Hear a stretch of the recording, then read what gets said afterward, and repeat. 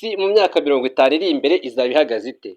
Ni ukuvuga mu mwaka w'ibihumbi 2075 bizaba bihagaze gute? Aha ngaha ni ikibazo abantu benshi bibaza. Ushobora kwibaza uti ariko se ubundi isi izaba ihagaze ite? Muri 2075 reka turebe ukuntu isi izaba ihagaze. Niko abahanga babitekereza ndetse n'uko icyerekezo cy'isi kibigaragaza. Tuzaba turi miliyari zingahe? Tuzaba dutuye he? Tuzaba turya iki? Abagore bazaba ari bangahe? Abagabo bazaba ari bangahe? Ibihugu bikennye n'ibikize bizaba ari ibihe? Mbese muri icyo gihe kubona ubutunzi bizaba bisaba izihe nzira? Kugira ngo umuntu agere ku ifaranga bizasaba izihe nzira? Muze tubane. Kuri mikoro ni Justin Niyonsaba, cano ni amahumbezi nk'ibisanzwe, tubagezaho ibiganiro bitandukanye, cyane cyane ibyungura ubumenyi ndetse n'ibituma imiryango yacu irushaho kumera neza. Aha ngaha rero bigaragara neza yuko muri 2025 nk'uko bigaragazwa na World Bank ndetse na World Health Organization, mu myaka 50 iri imbere bigaragara neza yuko umubare rusange uzaba uri kuri uru rwego. Uyu munsi muri 2025 isi yose ituye hafi n'abaturage miliyari 8.1. Muri 2050 biteganijwe ko iyi si yacu izaba ituye na miliyari 9.7 by'abaturage. Muri 2075 biteganijwe ko abaturage b'isi bazaba bari hagati ya miliyari 10.2 ndetse n'10.5. Abagore mu mateka, abagore baba benshi ho gato kurusha abagabo bitewe n'uko habaho igihe kirekire. Ni ukuvuga ngo abagore impamvu barama ni uko abagabo bakunda gupfa mbere y'abagore ho imyaka 2 cyangwa 4 biterwa. Ubundi abagabo benshi bakunda gukenyuka bitewe n'intambara ziba mu isi ndetse n'imihati n'imiruho bakunda guhura nayo. Ni ukuvuga ngo abagabo bakunda kuba bafite ibyago byinshi byo kuba bashobora kuba bakenyuka, abagore bo bakaramba. Rero bigaragara neza yuko amateka yagiye akurikirana, abagore bahora ari benshi ku kigero cyo hejuru. Rero abagore bitewe n'uko bakunda kuba ari benshi, mu mwaka wa 2075 bashobora kuzaba ari abagore bari hagati ya miliyari 5.2 kugeza kuri miliyari 5.51. Ni ukuvuga ngo aha ngaha birashoboka cyane yuko aba bagore aricyo kigero bazaba bariho. Abagabo bazaba bari kuri miliyari 5.0 cyangwa se miliyari 5 zuzuye. Noneho mu myaka 49 bazaba ari 49.5% cyangwa se imyaka 49 isatira imyaka 50 bazaba ari 49.5%. Murumva ko abagore bazaba babarushaho 2%. Urubyiruko, ikibazo gikomeye rero kizaba ni ku bijyanye no gusaza kw'abaturage. Abafite imyaka iri hagati ya 65 kuzamura bashobora kuzarenga 20 kugeza kuri 25% by'abatuye isi. Urubyiruko ruri hagati ya 0 n'imyaka 24 bazagabanuka cyane ku mugabane w'Uburayi ndetse no muri Aziya y'Iburasirazuba. Afurika ishobora kuzaba ifite hafi 40% by'urubyiruko rw'isi yose. Kubera ko Afurika ikunda kugira abantu benshi bakiri bato, Afurika n'ubundi biteganijwe yuko izaba ifite 40% by'abaturage bose bo ku isi ari urubyiruko ruri hagati y'imyaka 0 ndetse n'imyaka 25 cyangwa se imyaka 24. Ibi bivuze ko Afurika harimo n'u Rwanda bizaba bifite amahirwe menshi mu mbaraga z'urubyiruko, ariko nanone inshingano zikomeye zo kubaha akazi n'uburezi bizaba bigoranye. Kugira ngo uru rubyiruko ibi bihugu birubonera akazi bizaba ari ibintu bigoranye cyane, ndetse n'amashuri ntago bizaba byoroshye kugira ngo habe haboneka uburezi buhagije bwo gufasha urubyiruko rungana rutya. Rero mu myaka 50 iri imbere, imijyi 75 kugeza kuri 80 by'abatuye isi bazaba batuye mu mijyi. Kubera ko abantu bazaba babaye benshi, imijyi izagenda yaguka, haziyongera icyo bita smart cities. Ni ukuvuga ngo ni imijyi y'icyitegererezo cyangwa se imidugudu y'icyitegererezo zikoresha AI mu gutwara abantu.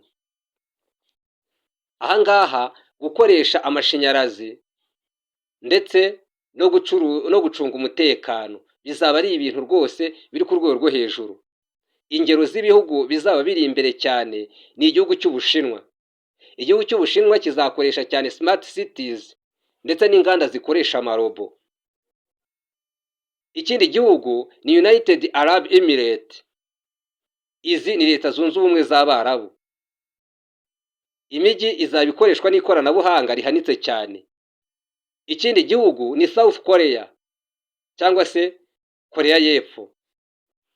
Izaba ifite ikoranabuhanga ndetse n'ubwikorezi bwihuta ku kigero cyo hejuru. Ku bijyanye n'ingufu, 70 kugeza kuri 90% by'amashanyarazi ashobora kuzava ku mirasire y'izuba, umuyaga n'ingufu z'amazi. Ibicanwa nka peteroli bizagabanuka cyane. Ahangaha bigaragara neza yuko peteroli n'ibicanwa bizaba biri kugenda bikendera, biri kugenda bimanuka ku rwego rwo hasi, kubera ko hazaba ari kwifashishwa imbaraga zitangiza ikirere, hakoreshwa umuyaga, hakoreshwa izuba ndetse hakoreshwa n'imbaraga z'amazi. Kandi hashingiwe ku bushakashatsi bwa World Health Organization, biteganijwe ko indwara nka kanseri, diyabete n'umutima zizaba ziyongera cyane kubera gusaza kw'abantu. Ariko indwara nyinshi zizavurwa hakoreshejwe icyo bita gene editing. Gene editing ndetse na AI mu gusuzuma izi ndwara. Ubuvuzi bwihariye, urugero nka personalized medicine, nabwo buzatezwa imbere. Icyizere cyo kubaho rero ugereranije, isi ishobora kugera ku myaka hagati ya 80 na 85. Ni ukuvuga ngo icyizere cyo kubaho ku buzima bw'umuntu bizaba biri hagati ya 80 ndetse na 85 by'imyaka. Mu bihugu bikize hari n'igihe bizagera kuri 90 kuzamura, ariko mu bihugu bikennye bizakomeza kugira ibibazo by'imirire mibi ndetse n'indwara z'ibanze. Ibijyanye rero n'uburezi ndetse n'ubumenyi, kwiga mu mashuri 60 kugeza kuri 70% by'abanyeshuri bashobora kuziga hakoreshejwe internet n'ikoranabuhanga rya AI. Amasomo azibanda kuri coding, roboting ndetse na data sciences. Ibi bya coding na roboting ndetse na data sciences ndetse n'ubumenyi bwo mu mihindagurikire y'ikirere, ibi ngibi nibyo bizaba biri kwibangwaho cyane mu masomo azaba yigishwa mu ishuri. Ibihugu bishobora kuzaba byarateye imbere cyane cyane mu burezi ni igihugu cya Finland, Singapore ndetse na Canada. Ibijyanye n'ubukungu ndetse n'ubutunzi cyangwa se GDP y'isi ishobora kurenga inshuro 2 kugeza kuri 3 iyo uyu munsi turiho, bitewe n'ikoranabuhanga rizaba rigezweho icyo gihe. Ahangaha ibihugu bishobora kuzaba bikomeye muri iki gihe ni igihugu cy'Ubuhinde. Abaturage benshi ndetse n'urubyiruko, iki gihugu kizaba kibibitseho kandi kizaba gifite isoko ryagutse. Ikindi ni United States cyangwa se Leta Zunze Ubumwe za Amerika, ku bintu bijyanye n'ikoranabuhanga nacyo kizaba kiyoboye. Kandi igihugu cy'Ubushinwa nacyo ntabwo kizasigara inyuma, kuko bigaragara neza yuko nacyo kizaba cyazamutse mu bintu bijyanye n'ubukungu. Ibintu bishobora gukomeza gusigara inyuma cyangwa se ibihugu bishobora gukomeza gusigara inyuma, bimwe biri muri Sahel yo muri Afurika. Bimwe nanone ni ibihugu byahuye n'intambara zikomeje. Kenshi na kenshi ibihugu uyu munsi bikiri mu ntambara zikomeje, ndetse n'ibindi bihugu biri muri Sahel cyangwa se ibihugu biri mu gace k'ihembe rya Afurika cyangwa se mu gice cy'iburengerazuba bwa Afurika, cyane cyane mu gace ka Sahel. Ahangaha hashobora kuzaba hari ibihugu bikennye byagumye gusigara inyuma. Ibi ngibi rero bigaragaza neza yuko ibihugu uko birushaho gutinda mu ntambara niko birushaho kugenda bitakaza amahirwe yo kuzaba bihagaze neza muri 2075. Ikijyanye n'ubukene n'ubusumbane, ubukene bukabije bushobora kuzagabanuka ku kigero cya 5% ku isi. Ariko ubusumbane hagati y'abafite ubumenyi ndetse n'abatabufite bushobora kuziyongera. Urugero, umuntu ufite ubumenyi bwa AI ashobora kubona umushahara mwinshi wikubye inshuro 10 ubwo umuntu utawufite. Ibijyanye n'ibyorezo n'indwara muri iki gihe nyuma ya COVID-19, isi iri gutegura uburyo bwo kurwanya ibyorezo hakoreshejwe AI. AI ku bantu batayumva neza yitwa artificial intelligence cyangwa se ubwenge bw'ubukorano. Indwara nshya zishobora kugaragara, hari indwara nshya zishobora kugaragara kubera imihindagurikire y'ikirere. World Health Organization iteganya ko indwara zituruka ku mihindagurikire y'ikirere ziziyongera cyane. ibijyanye n'amateka n'amakimbirane ndetse n'umutekano, ahangaha bigaragara neza yuko intambara z'amasasu zishobora kuzagabanuka muri 2075, ariko kandi haziyongera icyo bita cyber warfare cyangwa se ni ibisasu karahabutaka. Ikindi, intambara z'ubukungu zizaba zihari. Ikindi kandi hazabaho guhangana ku mazi ndetse n'ibiribwa. Ku bijyanye n'ikoranabuhanga, mu mwaka wa 2075 AI cyangwa se artificial intelligence ishobora kuzaba iri gukora hagati ya 40 na 60% by'imirimo yose isanzwe mu isi. Imodoka zitwarwa n'amarobo zizaba ari izisanzwe, zizaba zarabaye akamenyero. Abantu bashobora kwambara ibikoresho byongera ubushobozi bw'ubwonko. Icyo rero ubu ngubu hakwiye gukorwa kugira ngo ejo hazaza cyangwa se muri 2075 hazagende neza. Imiryango nka United Nations isaba gushora imari mu burezi, kugabanya imyuka ihumanya, guteza imbere uburinganire bw'abagabo ndetse n'abagore, gushora mu ikoranabuhanga rihendutse, kurwanya ruswa no gushyigikira amahoro. Mu myaka 50 iri imbere, abatuye isi bazaba barenze miliyari 10.